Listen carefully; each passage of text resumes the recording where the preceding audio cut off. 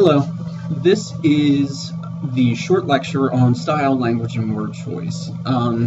This document I have here it's going to be attached to this course content folder, and this is the first part. The introduction part is taken directly from your Elements of Craft handout that hopefully you've been able to print out by now. But the rest of it goes a little more in detail into style and language. So we're going to run through this, and we're going to talk about some of the bigger concerns when it comes to style, language, and word choice. So for the introduction, voice, style, language, and style, language, and voice in general are they're the choices that you as the writer makes in the actual telling of your story. So style, every writer has their own style. Some writers are maximalists, others are minimalists, and so most of them fall somewhere in between. We'll talk more about maximalism and minimalism towards the end of the week. But generally speaking, what this means is that some writers are overly descriptive, they use more complicated language, and then others use simpler language, shorter sentences, less description. The writing itself is more spare. This week you're going to read a short story by Don DeLillo, who is a maximalist. He uses much more complicated language. His sentence variation, which we'll talk about more, is more extreme. He uses more adjectives. And then Hemingway writes in very short, spare sentences, typically. He gets to the point much more quickly, and he lets the reader take a more active role in perceiving the story and filling in the blanks. Hemingway created a theory called the iceberg theory, which we'll talk about more when we get to revision. But basically what the iceberg theory is that only 30% of the story is what's on the page, and that's the part of the iceberg that's above the water.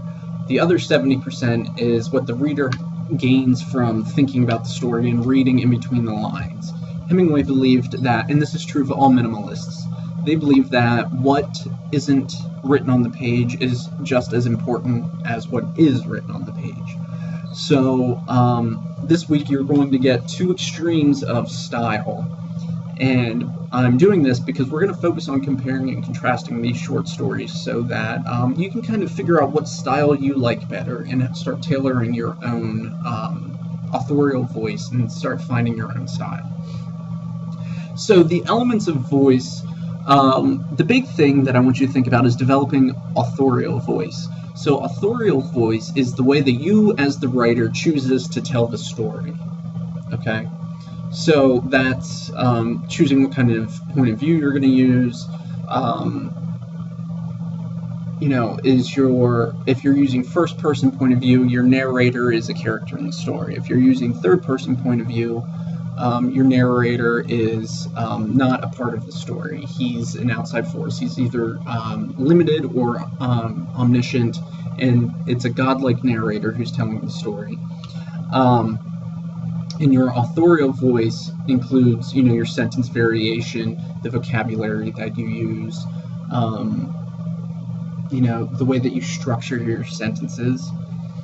And this includes everything from syntax, vocabulary, imagery, using idioms, rhythm. We're going to talk a lot about rhythm, and range. Don't worry so much about this right now. We'll talk about this more when we start analyzing stories at the end of the week for voice, style, and language. Right now I want you to think about developing an authorial voice, and then you need to, writers develop a persona, and this is what the reader can surmise about the author from their writing. So, and this is something professional writers consciously work towards. So my writing, and we'll examine a chapter from one of my books, when we talk about sentence variation, which will be actually the next lecture, video lecture.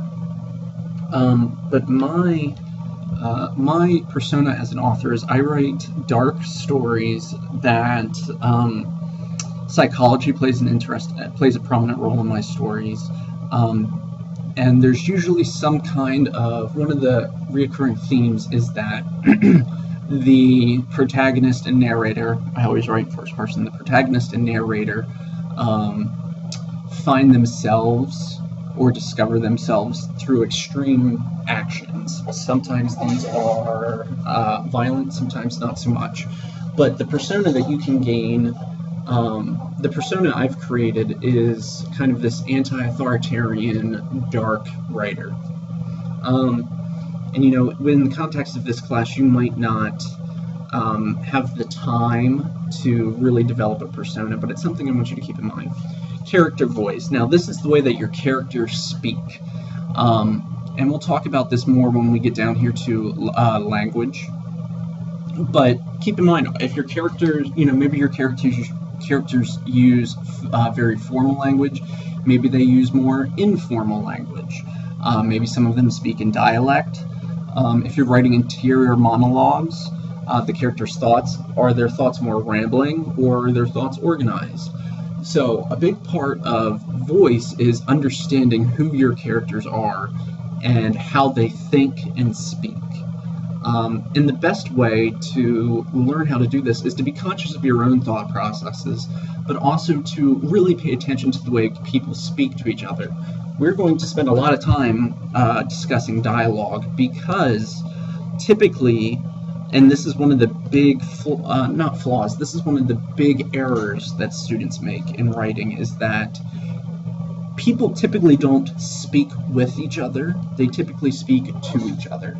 So I will see in student writing where a character will say like, wow, it's a nice day out, and then the other character will say, yeah, Jim, it is really nice out. People don't speak that way.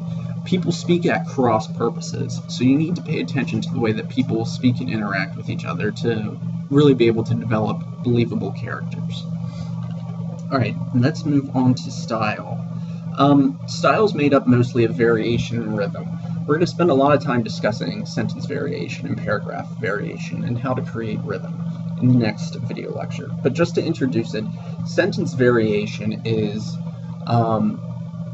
often students write in very short declarative sentences. And when you do that, your writing becomes monotonous. You need to think of writing in a similar way as you build rhythm in writing in a similar way that you build rhythm in music. There is a definite musicality to writing, and when you build rhythm into your writing, it keeps the reader in the moment.